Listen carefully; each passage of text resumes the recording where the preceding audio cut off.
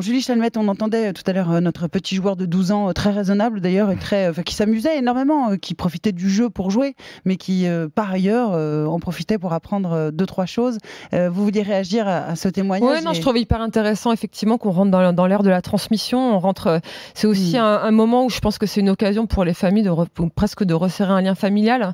C'est pour les parents de rester connectés avec ces ados, de jouer avec eux, même pour les jeunes enfants d'inviter leurs parents dans une partie. Et je trouve que c'est on oublie souvent de parler de du lien social aussi que le jeu peut créer.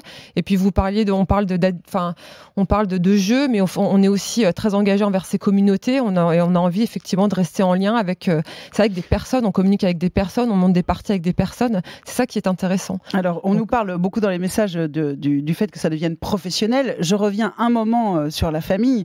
Nous on a fait ce week-end en famille une battle de danse de Fortnite. Celui qui pouvait le faire le plus possible. On me dit que c'est un jeu pour les ados, c'est pas tout à fait vrai, même si c'est certainement destiné aux ados. Et c'est d'ailleurs créé, les danses de Fortnite, il y a un appel à candidature de l'éditeur en disant invente ta danse et on la mettra dans le jeu. Donc, mais de plus en plus en fait le rapport entre les joueurs et les développeurs en fait il est plus unilatéral, c'est-à-dire qu'on communique, les développeurs écoutent ce que les joueurs ont à dire, désirent voir dans le jeu. Et ça c'est ça qui est intéressant aussi. Les jeux évoluent en fonction de la demande des communautés de joueurs. C'est ça c'est nouveau ça.